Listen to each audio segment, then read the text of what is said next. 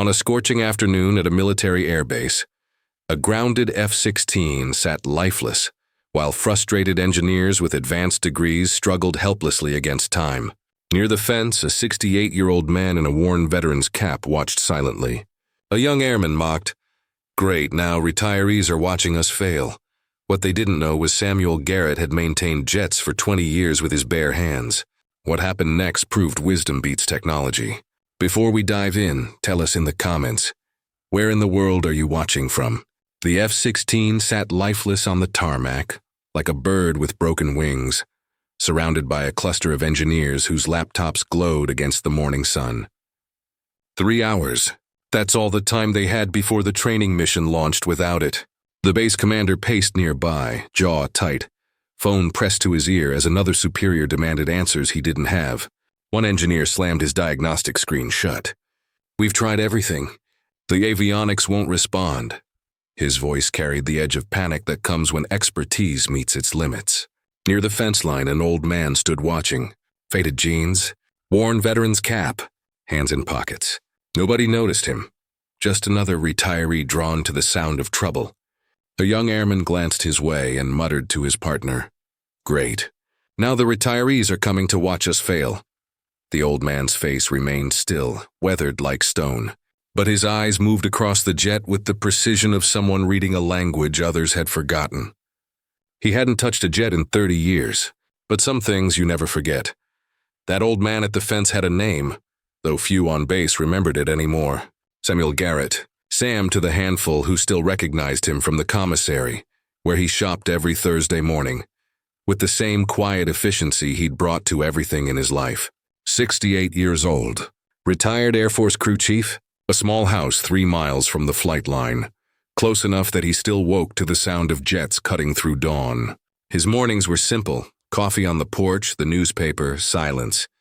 The kind of solitary routine that looked like loneliness but felt more like peace. He wore his old veteran's cap not as a badge but as a habit, the way some men wear wedding rings long after their wives are gone. To the younger airmen who passed him in the aisles, he was just another retiree clinging to proximity to a world that had moved on without him. They didn't know his history, didn't know he'd maintained aircraft from the 1970s through the 1990s, back when mechanics diagnosed problems by listening to engine rhythms and feeling vibrations through metal skin, long before screens told you what to think. That morning he'd been drawn to the fence by a sound. Not the roar of takeoff, but its absence. The strained whine of an auxiliary power unit cycling and failing. A sound that meant trouble. His eyes had narrowed as he watched the engineers swarm the jet like ants around sugar, frantic and directionless. He recognized the aircraft immediately. Its frame was the grandson of models he'd kept flying through sandstorms and budget cuts. A security guard he knew from years of Thursdays walked past and nodded. "Rough morning for the tech guys, Sam." Sam nodded back, hands still in his pockets, gaze still fixed on the jet. He didn't offer advice, didn't step forward. That wasn't his way. But there was a tension in how he watched. The coiled awareness of a master craftsman, watching apprentices miss something obvious. Something fundamental, something he could fix in his sleep. An hour passed, and the situation had gone from urgent to critical. Marcus Webb, the head engineer, stood beneath the jet's wing with his tablet clutched like a lifeline. His 32 years and master's degree in aerospace engineering, suddenly feeling inadequate against a machine that refused to cooperate. The diagnostic screen showed nothing. No errors, no faults, no explanation. Just silence where there should have been ignition. The engines wouldn't even turn over. Behind him, Colonel Reeves paced in tight circles, his phone pressed to his ear, his voice strained as he explained to someone further up the chain of command why a multi-million-dollar aircraft sat useless on his tarmac. The clock was bleeding time they didn't have. Sam couldn't help himself. He stepped closer to the fence, drawn forward by something stronger than caution. The pull of a problem he understood in a language no one else seemed to speak anymore. A young technician named Tyler noticed him first, wiping sweat from his forehead as he glanced up. "You need something, old-timer?" His voice carried the edge of mockery that stress sharpens into cruelty. "Museums in town if you're looking for relics." A few other techs laughed. nervous, desperate laughter looking for an outlet that wasn't their own failure. Sam's expression didn't change. "Just watching," he said evenly. "Used to work on these birds." Marcus overheard and turned, his frustration finding a new target. He approached the fence with the condescending patience of someone explaining reality to a child. "These aren't the planes you remember, sir. This is a fourth-generation fighter with integrated avionics. Fly-by-wire systems, digital redundancy protocols. It's not something you fix with a wrench and elbow grease." Sam nodded slowly, absorbing the dismissal without resisting it. "Fair enough," he said quietly. "Just thought I heard something off in the startup sequence." Marcus bristled. "We've run full diagnostics twice. The problem isn't audible, it's digital." He turned back to his team, the conversation over in his mind. Sam already erased from consideration. A senior airman named Rodriguez stood nearby, shifting his weight uncomfortably. He'd grown up respecting veterans, listening to his grandfather's stories, understanding that some knowledge doesn't come from classrooms. But he said nothing. The disrespect wasn't loud or vicious, it was worse. It was casual. The quiet assumption that youth and credentials trumped decades of hands-on knowledge. That knew always meant better. That screen saw more than eyes. Sam began to walk away, his boots scraping against gravel. Then he paused. Colonel Reeves, desperate and watching everything, noticed the exchange. "You have a thought?" he called out. Before Sam could answer, Marcus stepped between them. "Colonel, with respect, we don't need spectators. We need another diagnostic unit from Peterson. I've already made the call." The colonel hesitated, caught between desperation and protocol, then nodded reluctantly.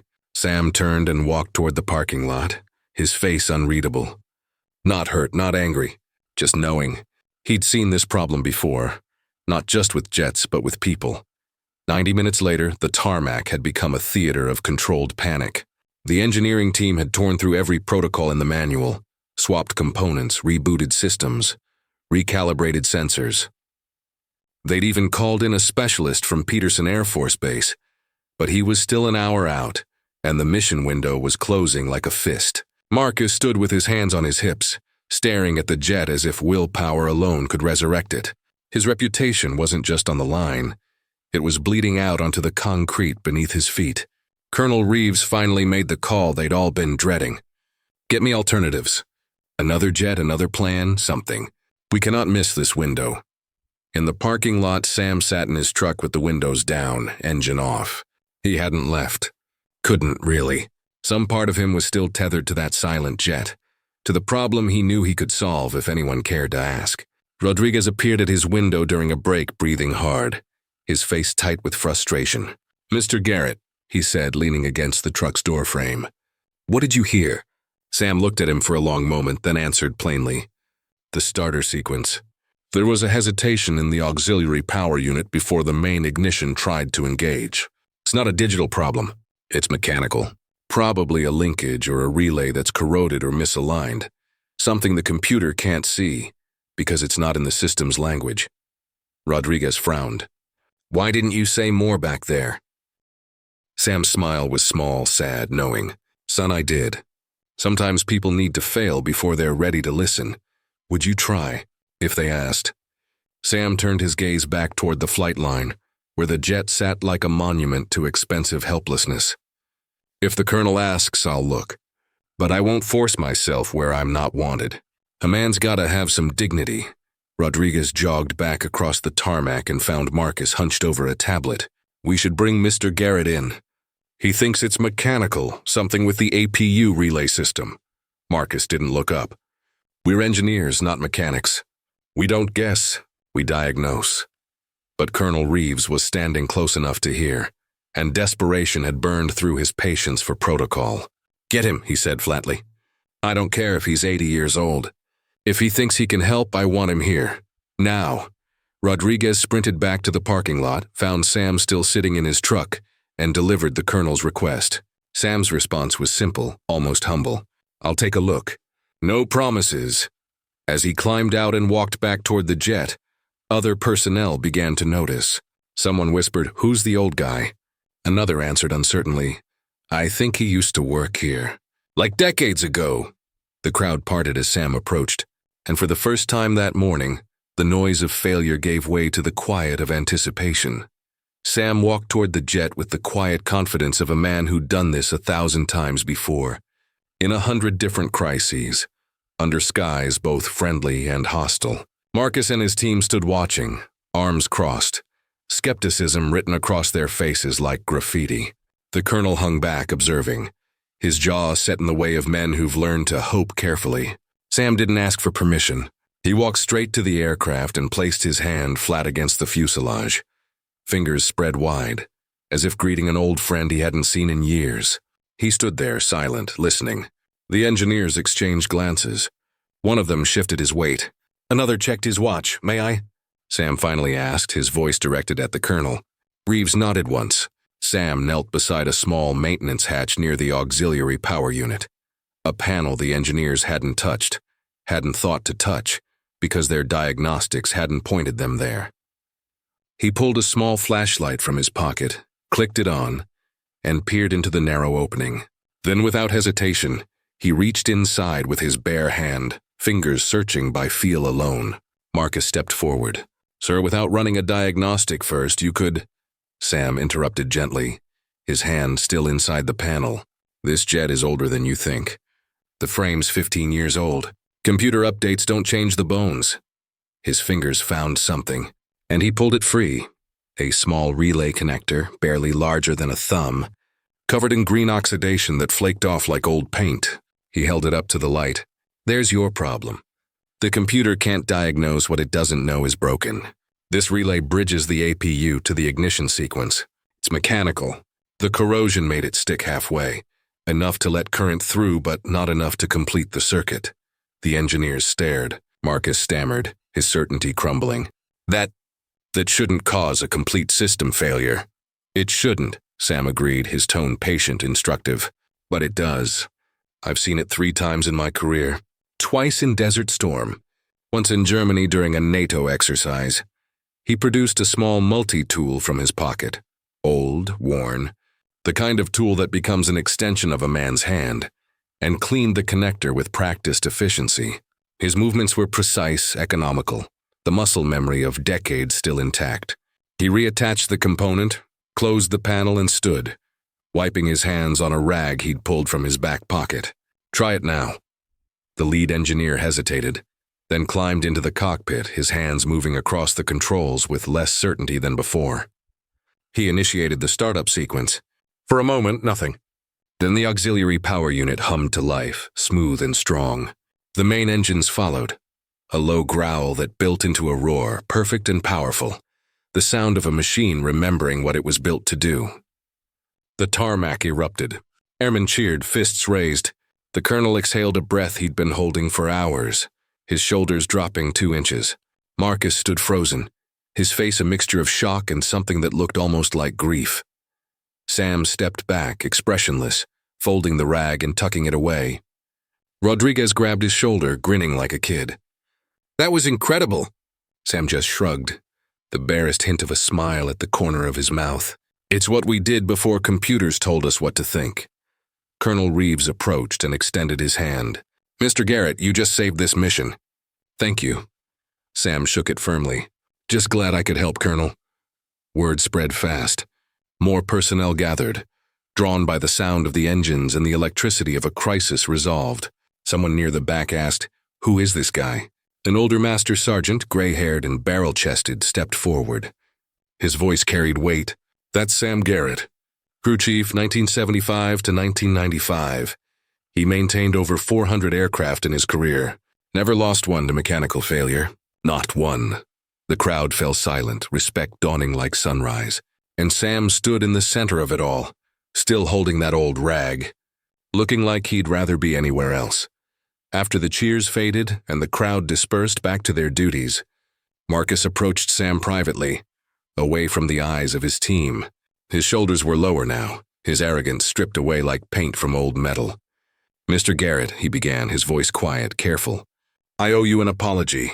I was dismissive, disrespectful." Sam turned to face him, and there was no triumph in his expression, no vindication, only kindness. "You weren't wrong to trust your training," he said evenly. But engineering isn't just math and diagnostics.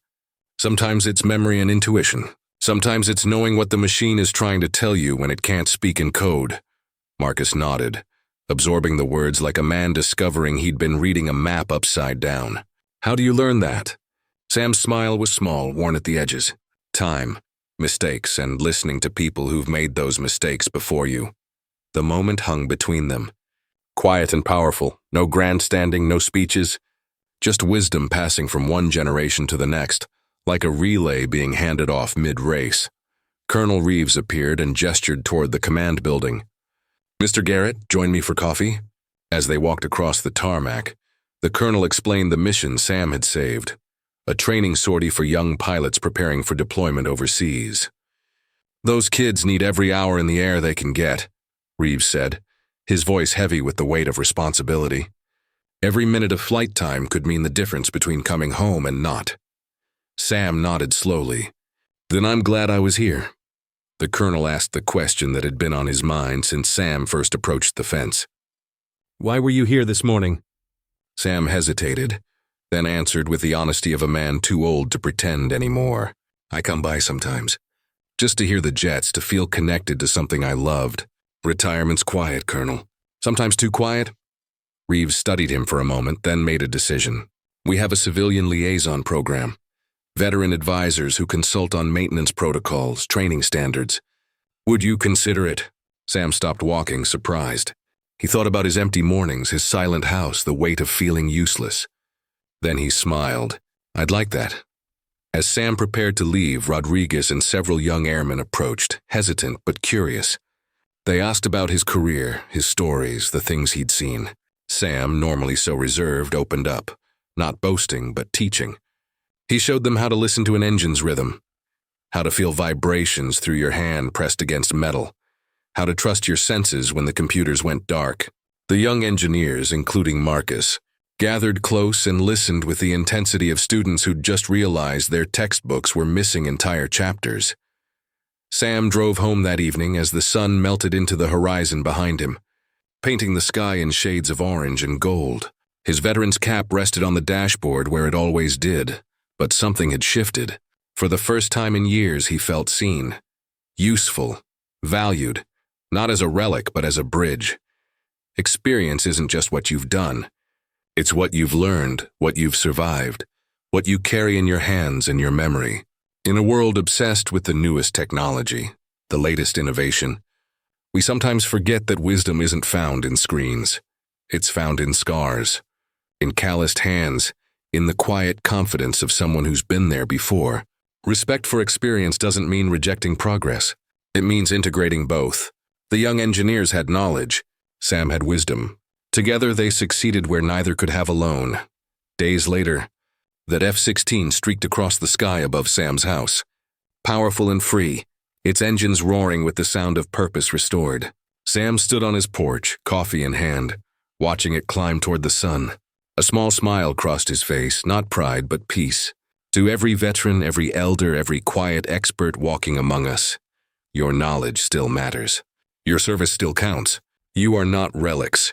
You are foundations. The world needs what you know, what you've seen, what your hands remember even when your voice stays silent. If this story moved you, hit subscribe to hear more stories of quiet heroes who change everything.